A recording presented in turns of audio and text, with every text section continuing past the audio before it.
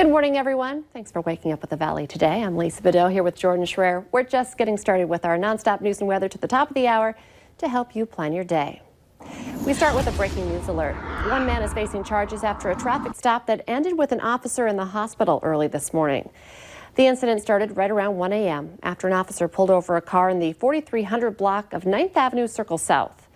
Officials tell us when the officer approached the car, the suspect was not complying and started to slowly drive away. Due to safety reasons, police say the officer broke the driver's window.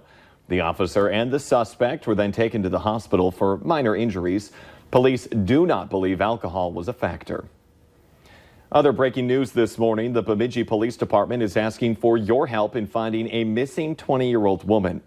Tangela Aragon was last seen at 727 26th Street Northwest yesterday night around 11:20. She told others that she was going out to smoke and didn't come back. Authorities say she may have been seen at the PetroServe gas station and possibly got into a blue-gray minivan. Tangela is about 5'4", 140 pounds.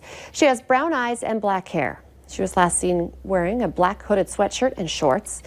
Anyone with any information about her whereabouts is urged to call Bemidji Police at 218-333-9111. 10 minutes before the top of the hour. Hot, humid, storm. Seems like we just got more of the same recently. Yeah, it's a repeat forecast, it seems, and we've got more on the way today. A hot one ahead of us, and you can already feel the humidity in the air when you step outside. You will notice it. We've got some storms, too, that have been moving into the valley. Just a couple of isolated areas. It's mainly been quiet. You can see most of us enjoying that sunshine this morning, but up to the northwest, that's where the thunder happens to be. One little lightning bolt here right along the Canadian border as this storm continues to weaken as it moves eastward. Most of the activity is happening north of the border here this morning, but that doesn't mean we won't see that chance for an isolated storm as we head through the day today. One or two might pop up during the morning hours and into the afternoon, with a greater threat coming up later afternoon as this gets a little more organized. Looking at our temperatures right now, we are into the 70s to start for most areas. It's 73 in Fargo, 72 in Grand Forks. The dew point temperature, this is what we watch for when it comes to that muggy feel, that muggy factor.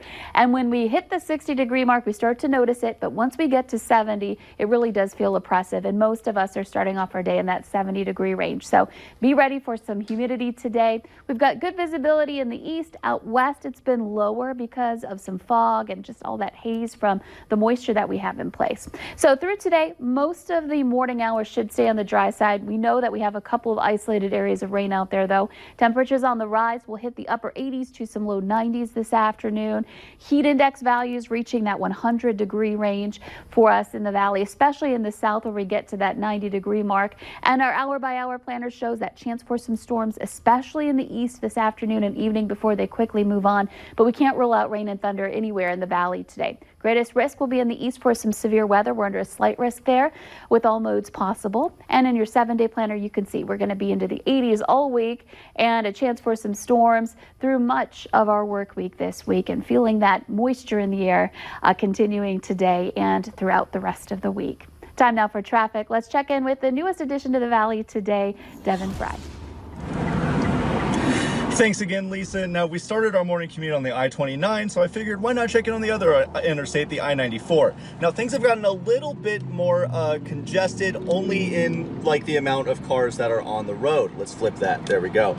Now, even though there are more cars on the road than there have been everywhere else this morning here on the I-94, it is important to note that everyone is going the same speed, everyone's going smoothly. It's still a pretty ideal traffic situation. Just be prepared for that to become more full and congested. Now, everywhere I've been has been the same story. Everywhere is fairly sparse, yet everyone is going smoothly. Not a whole lot of traffic to report on this morning. However, more cars are starting to come in as it gets closer and closer to rush hour time. Now, we're going to be continuing to check in here through Valley News Live, so be sure to stay tuned in right here. Also, if there's anything that could be affecting traffic patterns, please let us know in any way, whether it's on our Facebook, email us, call the station, whatever you got to do, let us know, and I'll be there to get a camera on it. For your Traffic on the Move, I'm Devin Fry. Devin, great to have you working with us here, part of the crew on the Valley today. Thank you. Police are working to identify a body found after a fire in a rental storage unit in Fargo. Crews were called to the fire around 2:30 yesterday morning and found smoke coming from the unit of that storage complex. Crews were able to contain the fire to that single unit. During a search, firefighters found a man dead inside the storage unit. A witness tells us he knew the victim and described him as a man in his 60s. Currently, there's an investigation as to the cause of the fire and to the death of the individual that was found in the unit.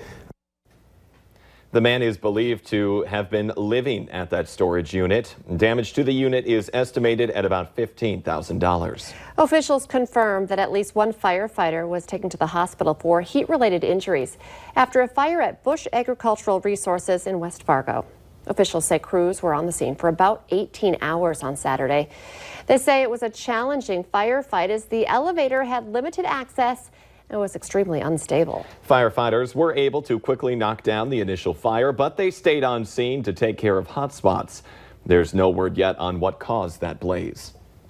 And take a look at this. Firefighters battled a very large apartment fire in Mandan, North Dakota. And it was, of course, all in this sizzling heat. Crews were called to this fire. It was a 42-unit apartment building in North Mandan yesterday afternoon. It's not known what caused this fire, but officials say it started on a third-floor patio before moving to the attic. That building is considered a total loss, as you can see. A shelter has been set up at the Mandan Middle School for people affected by the fire. Authorities are trying to find whoever set several trash containers on fire in downtown Fargo. Crews responded to a string of dumpster fires early yesterday morning. There were 2 dumpster fires near 1st Avenue North and Broadway, with 2 others near 8th Street South. Firefighters extinguished all of the fires before any damage was caused to nearby buildings or vehicles. Fargo police searched for suspects while the fires were happening. If you have any information regarding these fires, please call Fargo Police at 241-5777. A North Dakota man wanted for murder in Texas is believed to be hiding out in Canada.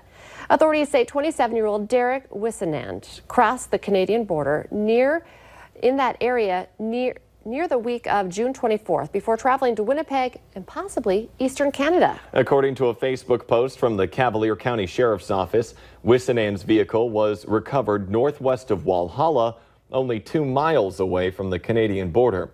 Wissenand is suspected of murdering a 78-year-old man. Anyone with information is urged to call 911 right away. There's no place like home.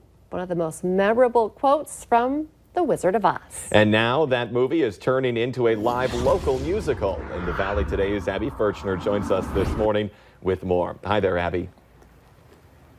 Hi, good morning, Jordan and Lisa. As you can see, we have this stage set and ready because we want to show you guys one more performance that you'll be able to see when you come out to The Wizard of Oz, the musical put on by the Gooseberry Park Players. And tomorrow is the opening night. It's going to be at 7:30, so you're going to want to get your tickets. But if you can't make it tomorrow, they have shows all week starting at 7:30 and then Sunday again at 1 o'clock. So you have so many opportunities to come out and see the performance, maybe more than once if you ask me. But Dorothy, what performance are we going to be seeing here right now?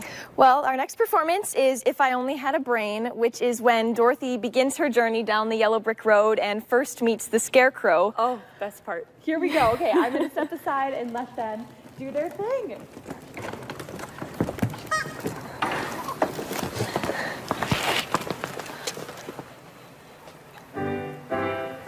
I'd unravel every riddle for any individual in trouble or in pain.